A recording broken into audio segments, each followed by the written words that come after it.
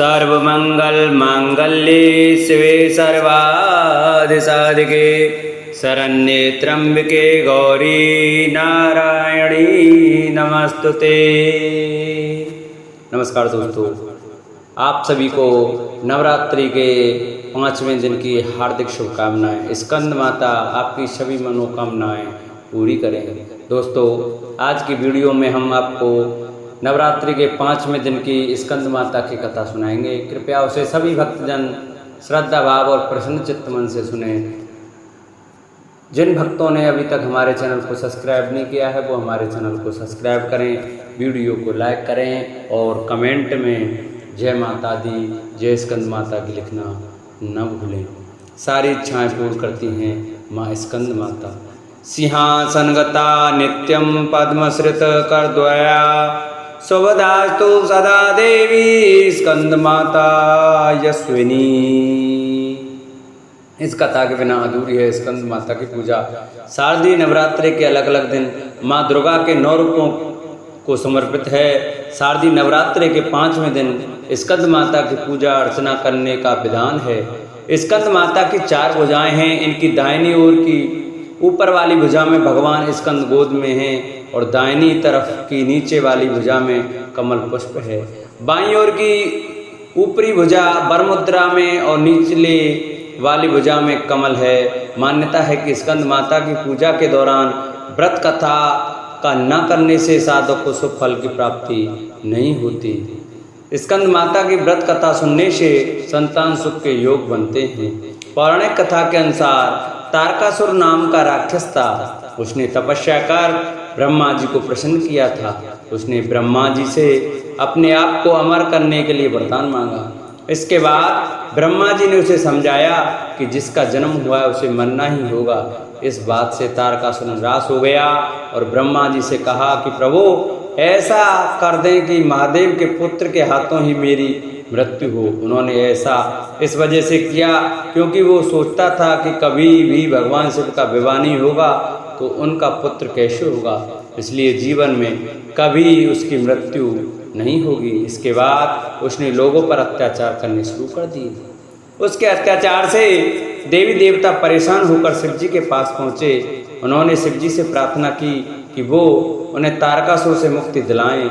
ऐसे में भगवान शिव ने पार्वती जी से विवाह किया और कार्तिकेय के पिता बने। बड़े होने के बाद कार्तिकेय ने तारकासुर का वध किया। भगवान कार्तिकेय की माता स्कंद माता हैं। पहाड़ों में रहकर सांसारिक जीवों में नव चेतना का निर्माण करने वाली स्कंद माता, स्कंद कुमार कार्तिकेय की माता के कारण इन्हें स्कंद माता से अभिहित किया गया है। इनके विग्रह में भगवान स्कंद बाल रूप में इनकी गोद में विराजित हैं। इस देवी की 4 भुजाएं हैं। शास्त्रों में इसका काफी महत्व बताया गया है। इनकी उपासना से भक्त की सारी इच्छाएं पूरी हो जाती हैं। भक्त को मोक्ष मिलता है। सूर्य मंडल के अधिष्ठात्री देवी होने के कारण इनका उपासक अलौकिक तेज और कांति में हो जाता है। आराधना करने वाले साधक या भक्त को भवसागर पार करने में कठिनाई नहीं आती है। उनकी पूजा से मोक्ष का मार्ग सुलभ होता है। ये देवी विद्वानों और सेवकों को पैदा करने वाली शक्ति हैं, यानी चेतना का निर्माण करने वाली कहते हैं। कालिदास द्वारा रचित रघुवंशम, महाकाव्य और मेघदूत रचनाएं स्कंद माता की कृपा से ही संभव हुई हैं। बोलो स्कंद माता की जय। महर्षि मेधा बोले, देवी ने जब पराक्रमी दुरात्मा महिषासुर को मार गिराया और असुरों की सेना को मार दिया, तब इंद्रादि समस्त देवता अपने सिर तथा शरीर को झुकाकर भगवती की स्तुति करने लगे। जिस देवी ने अपनी शक्ति से यह जगत व्याप्त किया है और जो संपूर्ण देवताओं तथा महर्षियों की पूजनी है, उस अंबिका को हम भक्ति पूर्वक नमस्कार करते हैं। वह हम सबका कल्याण करें। जिस अतुल प्रभाव और बल का वर्णन भगवान विष्णु, शंकर और ब्रह्मा जी भी नहीं कर सके, वही चंडिका देवी इस संपूर्ण जगत का पालन करें और अशुभ भय का नाश करें।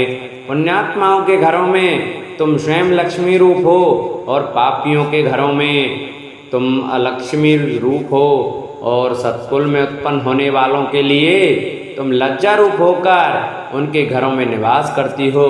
हम दुर्गा भागवती को नमस्कार करते हैं। हे देवी, इस विश्व का पालन करो।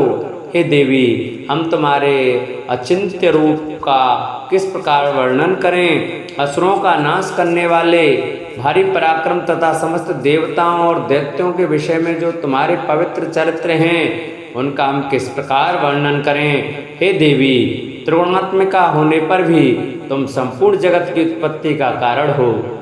हे देवी, भगवान विष्णु शंकर आदि किसी भी देवता ने तुम्हारा पार नहीं पाया।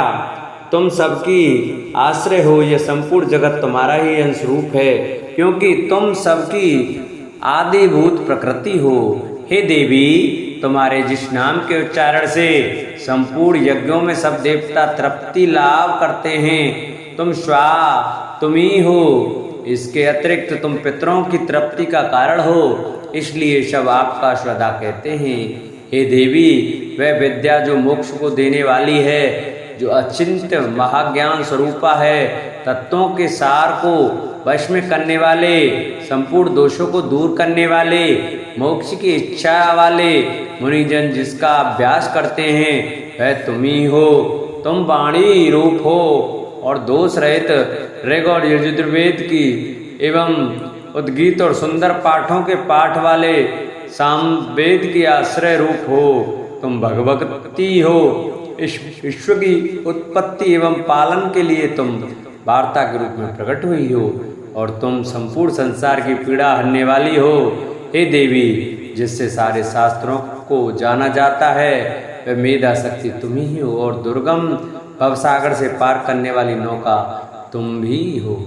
लक्ष्मी रूप से विष्णु भगवान के हृदय में निवास करने वाली और भगवान महादेव द्वारा सम्मानित गौरी देवी तुम ही हो। मंद मुस्कान वाले निर्मल पूर्ण चंद्र बिंब के समान और उत्तम स्वर्ण की मनोहर कांति से कमनीय तुम्हारे मुख को देखकर भी महिषासुर क्रोध में भर गया। यह बड़े आश्चर्य की बात है। और हे देवी, तुम्हारा यही मुख जब क्रोध से भर गया तो उदय काल के चंद्रमा की भांति लाल हो गया और तनी हुई भौहों के कारण विकराल रूप हो गया। उसे देखकर भी महिषासुर के शीघ्र प्राण नहीं निकल गए। यह बड़े आश्चर्य की बात है। आपके कुपित मुख के दर्शन करके भला कौन जीवित रह सकता है। हे देवी, तुम हमारे कल्याण के लिए प्रसन्न हो। आपके प्रसन्न होने से इस जगत का अभ्युदय होता है, और जब आप क्रुद्ध हो जाती हो तो कितने ही कुलों का सर्वनाश हो जाता है।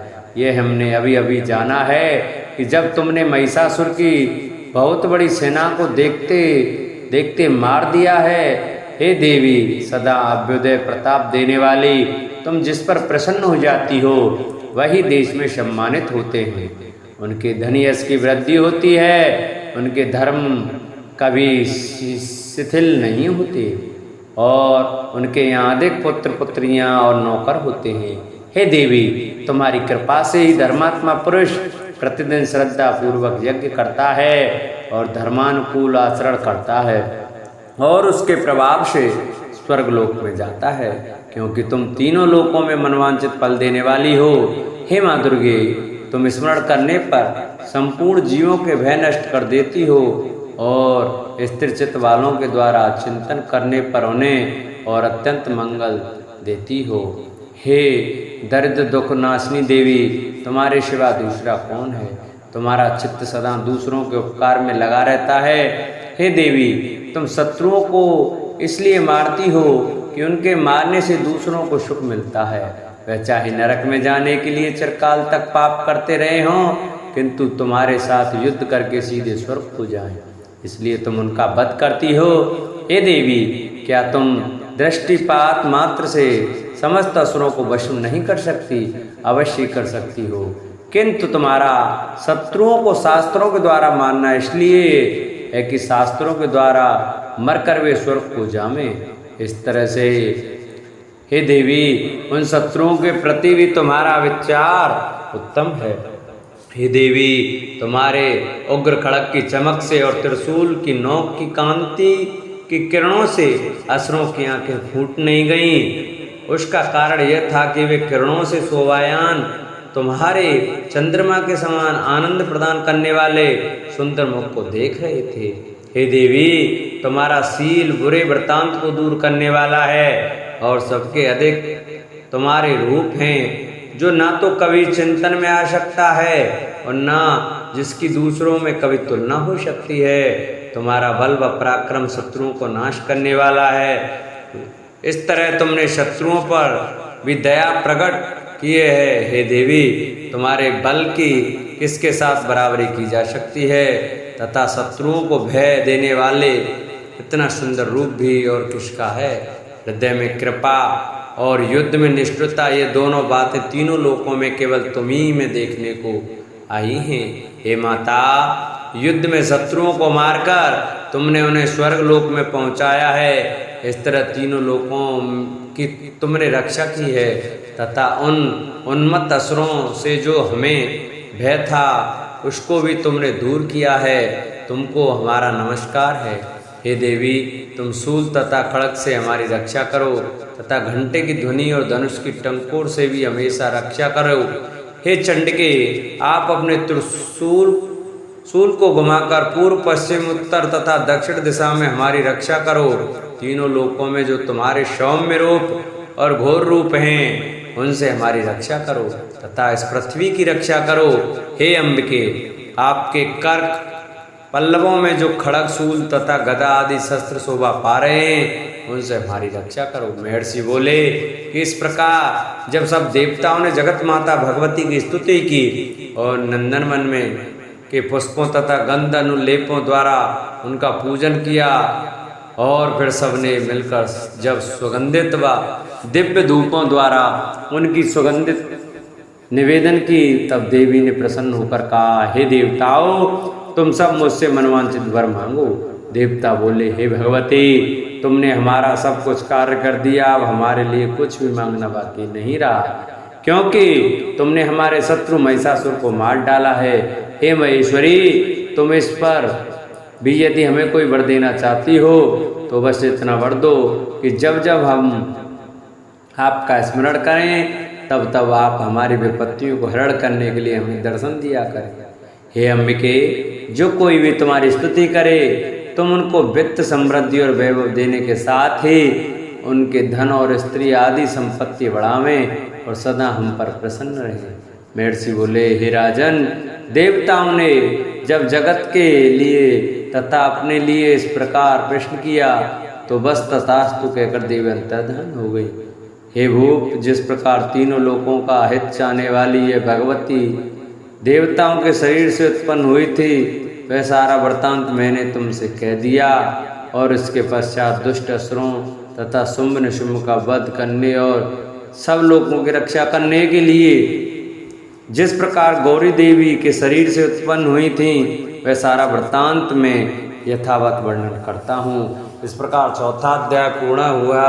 बोलो सच्चे दरबार की जय, बोलो दुर्गे मात की जय। जिन भक्तों को हमारी ये वीडियो अच्छी लगी हो, हमारी कथा अच्छी लगी हो, वो हमारी वीडियो को ज़्यादा से ज़्यादा शेयर करें। जिन्होंने अभी तक हमारे चैनल को सब्सक्राइब नहीं किया है वो हमारे चैनल को सब्सक्राइब करें, वीडियो को लाइक करें और कमेंट में जय माता दी, जय शेरावाली की लिखना न भूलें। बोलो सच्चे दरबार की जय।